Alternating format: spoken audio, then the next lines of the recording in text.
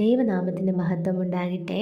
ഇന്നത്തെ ദിവസം ദൈവം നമ്മോട് സംസാരിപ്പാനായി തന്നിരിക്കുന്ന വേദവാക്യം 1 യോഹന്നാൻ 4 അധ്യായം അതിൻ്റെ 11 വാക്യമാണ്.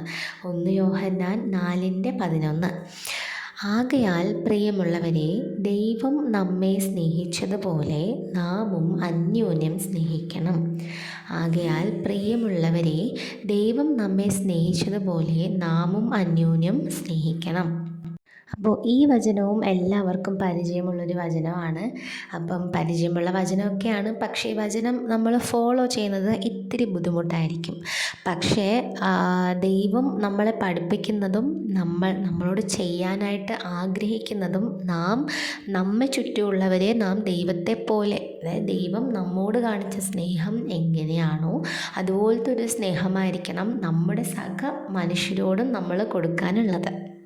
ഈ വചനം താഴോട്ട് എന്തൊക്കെയാണ് പറയുന്നതെന്ന് വെച്ചാൽ, ദൈവം നമ്മളെ സ്നേഹിച്ചതുപോലെ നമ്മൾ കൂടെയുള്ളവരെ സ്നേഹിക്കുവാണെങ്കിൽ ദൈവം നമ്മിൽ വസിക്കുന്നു എന്നാണ് നാം താഴോട്ട് വായിക്കാനായിട്ട് പറ്റുന്നത്.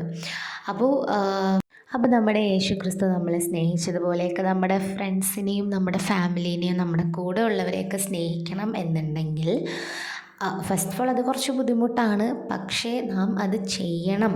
നമ്മൾ മനസ്സുകൊണ്ട് നമ്മൾ ചെയ്യണം. അപ്പം എന്തായിരിക്കും അത്? ഒന്ന് ഡീപ്പായിട്ടൊന്ന് ചിന്തിച്ച് നോക്കാമോ? നമ്മോടൊരു ആൾ നമുക്ക് തിന്മ ചെയ്താലും നമുക്ക് തിരിച്ച് നന്മ ചെയ്യാനായിട്ട് പറ്റണം. നമ്മളെ വെറുത്താലും നമുക്ക് സ്നേഹിക്കാൻ പറ്റണം. നമ്മളെ ശത്രുക്കളെയും നമുക്ക് സ്നേഹിക്കാനായിട്ട് പറ്റണം. നോട്ട് ഓൺലി നമ്മുടെ കൂടെ ഭയങ്കരമായിട്ട് ക്ലോസ് ആയിട്ടിരിക്കുന്ന ഒരാളെ സ്നേഹിക്കണം, ആ ഒരു ടാസ്ക് മാത്രമല്ല, നമ്മളോട് വെറുപ്പ് തോന്നുന്നവരെയും തിരിച്ചങ്ങോട്ട് സ്നേഹിക്കാൻ പറ്റുന്ന ഒരു രീതിയിലായിരിക്കണം നമ്മൾ എത്തിപ്പെടാനായിട്ട്. അപ്പം എല്ലാവർക്കും അറിയുന്ന ഒരു വചനമാണ്, പുതിയ വചനമൊന്നുമല്ല, നല്ലപോലെ അറിയാവുന്ന വചനമാണ്. ഇത് എല്ലാവരും മനസ്സിൽ ആഴമായിട്ട് വയ്ക്കണം. നമ്മിൽ ദൈവം വസിക്കണമെന്നുണ്ടെങ്കിൽ നമ്മുടെ കൂടെ നമുക്ക് സ്നേഹിക്കാനായിട്ട് പറ്റണം.